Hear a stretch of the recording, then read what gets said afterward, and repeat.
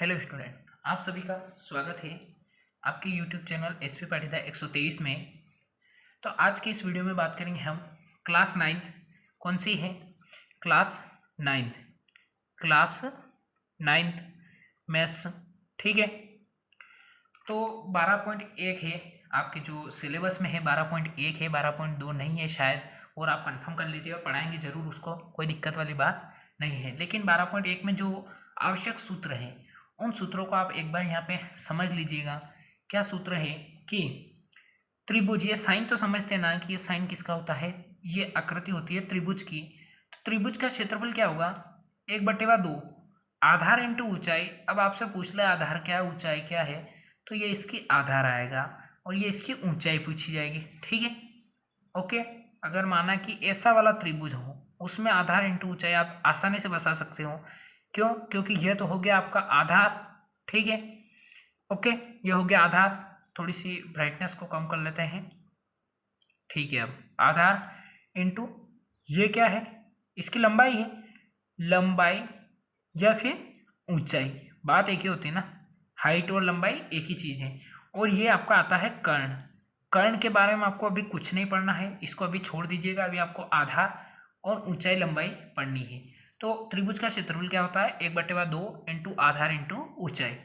अगर ये बेसिक सीख लिया तो आपके लिए क्वेश्चन 12.1 पूरी इजी हो जाएगी, जो हीरोन का सूत्र नामक है। त्रिभुज का आधार 2 इंटू क्षेत्रफल है। क्या है? 2 इंटू क्षेत्रफल है। ठीक है, और त्रिभुज की ऊंचाई क्या है?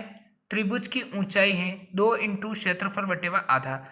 मतलब ये जो त्रिभुज का आधार है इसका 2 गुना क्षेत्रफल। 2 गुना कितना? क्षेत्रफल बटेवा में क्या आ जाएगी? 2 गुना जो क्षेत्रफल आएगा उसमें ऊंचाई का या फिर लंबाई का भाग देना है। ठीक है, यहाँ तक क्लियर? आपको बात समझ में आ रही? ओके। अब क्या है? त्रिभुज की ऊंचाई, इसमें भी वही आएगा, आधार और ऊंचाई। आधार ज्ञात करेंगे तो भी यही सूत्र लगाएंगे। ये सूत्र किस किस के लिए लगेगा? तो ये सूत्र लगेगा आपके आधार प्लस ऊंचाई के लिए, यानी आधार और ऊंचाई ज्ञात करनी है तो इन दोनों सूत्रों को आप लगा सकते हो।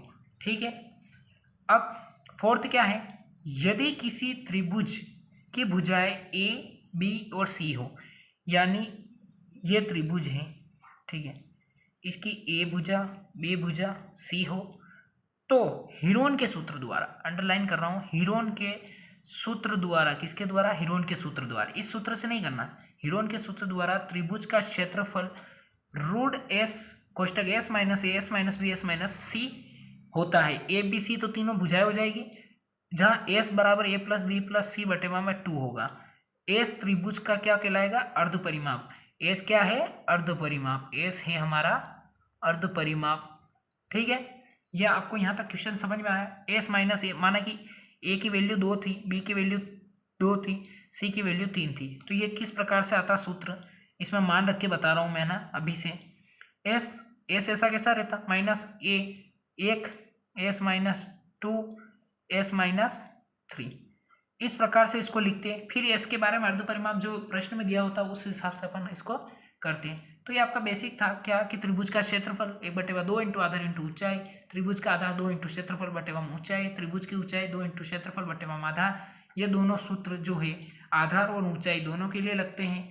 ठीक है, यदि किसी त्रिभुज की भुजा ए बी और सी हो तो हीरोन के सूत्र द्वारा त्रिभुज का क्षेत्रफल ज्ञात करना हो तो हीरोन का सूत्र क्या है त्रिभुज के क्षेत्रफल के लिए? तो अंडर रूट एस कोष्टक S minus A S minus B S minus C, जहाँ पे एस बराबर अर्ध परिमाप कैसे निकालेंगे? एक, जैसे अर्ध परिमाप निकालना है तो ए का मान रख दो, प्लस 2 प्लस 3 बटेवाम 2, कितना हो गया? 5 और 6 बटेवाम 2, 2 तिया 6। तो अब इसको पूरा लिखेंगे तो यहाँ पे एस आ जाएगा।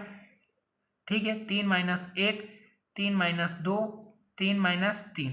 ठीक है, इसी प्रकार से आपका ये क्वेश्चन चलेगा, है ना। तो अब इसको सोल्व कर ही लेते हैं अपन।